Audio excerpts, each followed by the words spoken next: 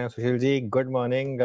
बताइए मार्केट पर अब क्या व्यू बन रहा है सुशील? क्योंकि एक मार्केट में बड़ी रैली हुई और कल एक डिक्लाइन आया, तो अब क्या व्यू बन रहा है?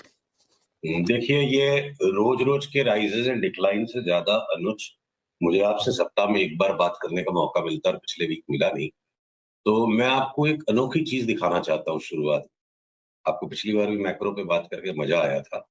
तो देखिए, कुछ होता है ना, हम अपनी इंद्रियों में से कुछ चार्ट्स को हम देखते हैं, न्यूज़ को सुनते हैं और एक कुछ होता है कि जो एक ट्रेडर का इंट्यूशन होता है, जिसे मैं कहता हूँ ना, मेरी चार्ट में से जो मुझे महक आती है वो एक खास। तो ये महक जब आई थी आखिरी बार 2008 में, तो पूरे संसार के मार्केट्स का सत्यानाश हो गया था। और 2012 से जो इसका बॉटम बना था, एक तरफा वर्ल्ड के सारे एसेट मार्केट्स में तेजी है। और ये 1998-99 में भी हुआ था। ये क्या है? क्या चीज की चार्ट है? ये यूरो वर्सेस जापानीज येन की चार्ट है। अब इसका लॉजिक बताता हूँ ऐसा क्यों होता है। जितनी भी करेंसीज है वर्ल्ड में, डॉलर के बाद सबसे बड़ा stock of physical currency issued currency है यूरो। और जापानीज येन की एक विचित्रता है कि अगर डॉलर बाकी करेंसीज के सामने बढ़ता है, तो जापानीज येन और ज्यादा बढ़ जाता है। और डॉलर अगर घटता है, तो जापानीज येन और ज्यादा घट जाता है। यानी जापानीज येन डॉलर की परछाई है। तो आप जब यूरो और जेपीवाई की रेशियो को देखते हो, डॉलर के बाहर सबसे बड़ी करेंसी बनाम सबसे संवेदनशील करेंसी। तो ये पेयर की जो हाईएस्ट सेंसिटिविटी होती है और उसकी प्रेडिक्टिव वैल्यू स्टैटिस्टिकली भी वैलिड है, मैंने टेस्ट रन किए हैं। जब जब ग्लोबल एसेट्स मार्केट में एक तरफा 5-7 साल का ट्रेंड या साल 2 साल का बड़ा कोई भीषण करेक्शन आने वाला होता है, ये सबसे पहले बॉटम या टॉप हो जाती है। तो यूरो जेपीवाई का ये जो पैटर्न, जो टॉप आउट होके जो स्लैश आया मई में, और अब एक माइनर जो रिबाउंड आ रही है, इस लाइन तक भी जा नहीं पा रहा है। तो इसलिए देखिए, या तो मैंने जो इतने साल में सीखा मैं सब कुछ भूल जाऊं, भूल नहीं पा रहा हूं, तो मैं सारे लार्ज कैप्स पे इसीलिए हमेशा अल्ट्रा कॉशियस होके चलूंगा। अब मैं उनसे अगर उतर के हमारे नॉर्मल स्टॉक की चार्ट रीडिंग की बात पे आता हूं अनुज, और ये सारे पैटर्न्स, ये जो यूरो जेपीवाई वाला पैटर्न वर्ल्ड की हर एक इक्विटी इंडाइसेस को इम्पैक्ट कर रहा है, जिसको मैं इग्नोर नहीं कर सकता। तो फिर मैंने डिटेल में जाके देखा, अगर मैं लार्ज कैप्स को कछुए कछुए मान लेता हूं और ये स्मॉलर मिड कैप्स को हम खरगोश मान लेते हैं, तो कछुए और खरगोश की कहानी हमेशा होती है बाजार में। कछुए अपनी मंथर गति से चल चल के सारे इकट्ठा हो गए, सब अपने फाइनल पड़ाव तक पहुंच गए। खरगोश बीच में थोड़े घमंडी हो गए थे, अब उन्होंने जोर से वापस ब्रेकआउट दे दिया। तो दुनिया भर के 60-70-80 स्टॉक्स में लास्ट 10 दिन में हमारे नए बाई कॉल्स आए, उनपे भी हम आएंगे। और अनुज, लार्ज कैप्स में बड़ी सीरियस चेतावनी के पैटर्न्स बने हुए हैं। और दोनों स्पेसेस को, मिड और स्मॉल कैप्स को अलग तराजू में देखना होगा, लार्ज कैप्स को अलग में देखना होगा। खाली इंडेक्स को देख के चलने पे आदमी कभी वापस चपेट में आए। ओके। अच्छा, सिंस आपने बात कर ली थोड़ी मैक्रो की और ग्लोबल मैक्रो की बात कर ली, थोड़ा उसी को और एक्सटेंड करते हैं। स्टॉक्स के बाद उसके बाद कर लेंगे।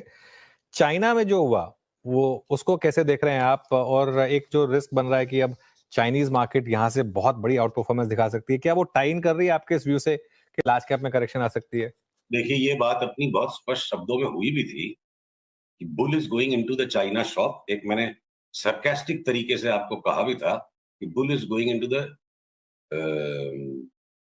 China shop. आवरा है ना, जब सांड एक मर्तबानों की दुकान में घुसता है तो सब कुछ सारे संसार में तोड़फोड़ मचवा देता है। तो वो घटना यहाँ जो हो रही है, शंघाई कॉम्पोजिट की मैं चार्ट आपके सामने खोलता हूँ। ये देखिए, हमने पहले इसको आपसे डिस्कस हुआ था 15 दिन पहले कि एक तरफा चाइना में तेजी आएगी, और शायद हमने और भी किसी चैनल पर इसके बारे में बात करने का मौका मिला। तो चाइना की एक तरफा तेजी अब जो आ रही है, 2020 का भी क्रैश आने के पहले चाइना एक तरफ उछला, और वो क्रैश चलता गया तो चाइना उछलता चला गया। उसके पहले 2008 में भी हुआ। तो समवेयर चाइना में ना सस्टेनेबल तेजी नहीं बनती है। जो बड़ी आउट परफॉर्मेंस तेजी होनी थी वो 20 साल पहले हो गई। तो चाइना ग्लोबल इन्वेस्टर्स के लिए एक विवशता का बाजार है कि और कहीं नहीं मौका मिल रहा है, हम चलो चाइना में जाके इन्वेस्ट कर देते हैं। और वो जो, ये देखो, अब आ जाएगी ये चार्ट मेरी स्क्रीन पर। पीसीआर अगर इस चार्ट को दिखा पा रहे हैं, तो जो चाइना में 2 वीक में जो बवाल आ गया, और हमने यहां से भी एक बार प्रेडिक्शन निकाला था मार्च में कि चाइना में उछाल आएगा, और फाइनल सेकंड बॉटम यहाँ निकाला था। मेरा अनुमान है 4000 तक तो ये बिना किसी हेजिटेशन के 4200-4300 तक तो जा रहा है।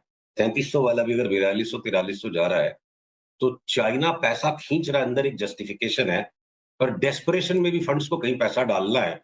चाइना ठीक है अंडर वैल्यूड दिखता है, पर वहां भरोसा और विश्वास नहीं है लॉन्ग टर्म का, या सस्टेनेबल इन्वेस्टमेंट स्टोरी बने। और अगर ये चार्ट मैं दिखा पा रहा हूँ स्क्रीन पे, लॉन्ग टर्म की चार्ट है, 2008 का ये जो पीक आया था सितंबर 2007 में, संसार क्रैश हो गया। उसके बाद 2015 के बाद भी 16-17 सीवियर अंडर परफॉर्मेंस था। एक बार वापस ये पीक आ रहा है, तो मुझे लगता है कि 4042 तक का जब तक पीक आएगा, बाकी वर्ल्ड के इक्विटी मार्केट्स में मोटा करेक्शन बन सकता है। इकोनॉमिक थ्योरी कोई इसकी प्रॉपर जस्टिफिकेशन वाली नहीं है, और वही बोलते हैं सारे महक इंडिकेटर, ट्रेडर्स की जो इंस्टिंक्ट होती है। चाइना पास्ट में जब जब इस तरह आउट परफॉर्मेंस दिया, संसार का भट्टा बैठा है, तो ये चाइना की चार्ट से वापस वही महक आ रही है। भैया बाकी सारे इक्विटी मार्केट सावधान हो, bull in the China shop indicator कहेंगे इसको। जी नमस्कार।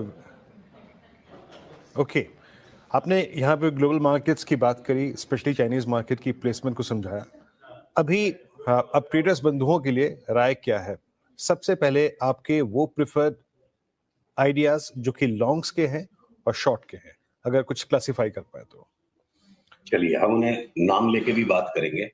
लॉन्ग आइडियाज जो अभी भी बरकरार हैं या नए जिनमें बाइंग सिग्नल्स आ रहे हैं, उनकी टाइम ड्यूरेशन थोड़ी सी बड़ी है, कम से कम 3 महीने के आगे के पीरियड का व्यू लेके चल रहे हैं, तो उसमें हम फ्लक्चुएशन को हैंडल कर सकते हैं। 50% की अपमूव अगर है, कई सारे नए स्टॉक्स में आई है, और उनमें अगर 5% का डाउनसाइड एब्जॉर्ब करना पड़ा, तो 3 से 5 महीने का 6 महीने तक का व्यू है। और जो लार्ज कैप्स के अंदर में जहां पे बिकवाली के संकेत आने लग गए हैं, या जिनको हम अब बिल्कुल तैयार है कि जब सिग्नल आएंगे शॉर्ट सेल करेंगे, वो much more shorter time horizon के। इस टाइम के डिफरेंस को समझने के बाद, तो देखिए पहले लार्ज कैप्स में बताऊं, कहीं छिपने की जगह दिख रही है क्या? जो एफएमसीजी में हमने खूंखार तेजी करी, ए टू जेड स्टॉक्स में अब हम सेल सिग्नल के लिए वेट कर रहे हैं। मेरे को हिंदुस्तान लीवर में शॉर्ट सेल सिग्नल का मौका आ गया, तो शॉर्ट सेल करने में कोई हेजिटेशन नहीं होगी। मतलब अमर पट्टा किसी भी स्टॉक को नहीं लिखा, हिंदुस्तान लीवर ने 5-5, 7-7 साल नेगेटिव रिटर्न्स बनाए हैं, और अब साल 2 साल तक इसकी धुलाई होगी। कोई एफएमसीजी में हाइडिंग स्पेस नहीं दिखता है, इक्का दुक्का किसी नाम को छोड़ के, किसी लगाड़ को। आईटी के अंदर जिस तरह से भयंकर तेजी होली, भगवान की कृपा रही, खूब पैसे मिले, अब आईटी को हमें बेच बेच के कमाना है। लगेंगे जितनी बार स्टॉप लॉस लगेंगे। मेटल्स में जो थोड़ा बहुत एक परकअप अब आ रहा है, और लग रहा है कि मेटल्स में सस्टेनेबल तेजी बन जाएगी, तो देखिए सेल जो बिल्कुल लगाड़ रह गया था, तो जिसने कोई भी कारणों से बाकी बाजार के साथ पार्टिसिपेट नहीं किया, वो एक अपवाद की तरह चलता चल सकता है।